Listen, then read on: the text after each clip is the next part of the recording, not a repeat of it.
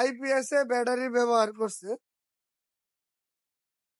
কিভাবে যে ব্যাটারিটা ব্যবহার করছে সেই ভদ্রলোকই জানে। আচ্ছা, ক্যামেরাটা এদিক নিও, একটু আপনারা খেয়াল করেন, দেখেন তো কিছু আছে ভিতরে? কিচ্ছু নাই।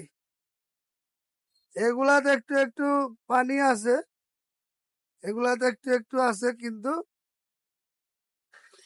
এটা কিচ্ছু নাই। যে ভদ্রলোক এই ব্যাটারি ব্যবহার করছে আইপিএস এর সাথে, আমার মনে হয় না এই ভদ্রলোক আসলে ব্যাটারি আইপিএস এর বিষয়ে কিছু বুঝে। তবে যে ভদ্রলোক ব্যবহার করছে আসলে তারে দোষ দিয়ে লাভ নাই। দোষ হইলো যে আইপিএসটা দিছে তার দোষ। এটার কারণটা কি আপনাদেরকে আমি বলি, এদিকে আসো তো। এই যে দেখেন ব্যাটারির অবস্থা, ব্যাটারির বয়স মোটামুটি যাই হয়েছে, কিন্তু ব্যাটারি কিন্তু আরো চলতো। দেখছেন ব্যাটারির অবস্থা, ব্যাটারি কিন্তু ফুলে গেছে। আর ব্যাটারি ফুলার কারণ হইলো আইপিএস এর সমস্যা। আইপিএস এর কি সমস্যা?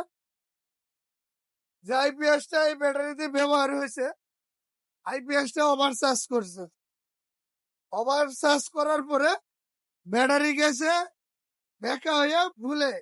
আর ব্যাটারিতে কোনো অ্যাসিড নেই, তাহলে এই ব্যাটারি গুলা কি হাওয়ার উপরে চলবে ভাই? ব্যাটারির জীবন হইলো পানি। যদি ব্যাটারিতে পানি না থাকে তাহলে কি ব্যাটারি চলবে?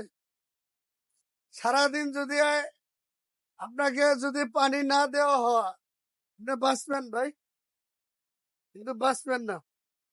এই কারণে এই ব্যাটারিতে পানি ছিল না, না থাকার কারণে ব্যাটারি নষ্ট হয়ে গেছে এবং ব্যাটারি ফুলে গেছে। আসলে যারা আইপিএস ব্যবহার করেন অবশ্যই আপনারা একটু ভালো মানের, একটু দাম বেশি দিয়ে আইপিএস ব্যবহার করবেন। ব্যাটারি গুলাও কিন্তু ভালো থাকবে, লাস্টিং বেশি দিন করবে, আপনার আইপিএস গুলাও চালাই শান্তি পাবেন। সাধারণত এই হেমকো ব্যাটারি গুলা 5-6 বছরের আগে নষ্ট হয় না। নষ্ট হয় আইপিএস এর কারণে।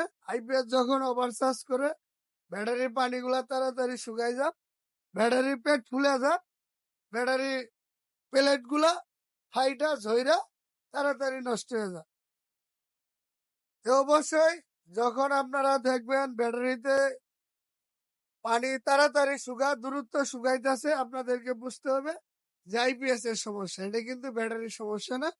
আইপিএস এ ওভারচার্জ করে যার কাছ থেকে নিছেন তারা ডাকবেন যে ভাই আইপিএস চেক করো, আর না হলে আইপিএস ফালাইয়ে নতুন আইপিএস কিনবেন, ব্র্যান্ডের আইপিএস কিনবেন। আপনাদেরকে বুঝাইতে পারছি যে আসলে কি কারণে ব্যাটারি ফুলে যায় এবং ব্যাটারি দ্রুত পানি শুকা, একমাত্র আইপিএস ওভারচার্জ করলে। যাই হোক, আমার ভিডিওটি যদি ভালো লাগে সবাই শেয়ার করে দিবেন। সবাইকে ধন্যবাদ।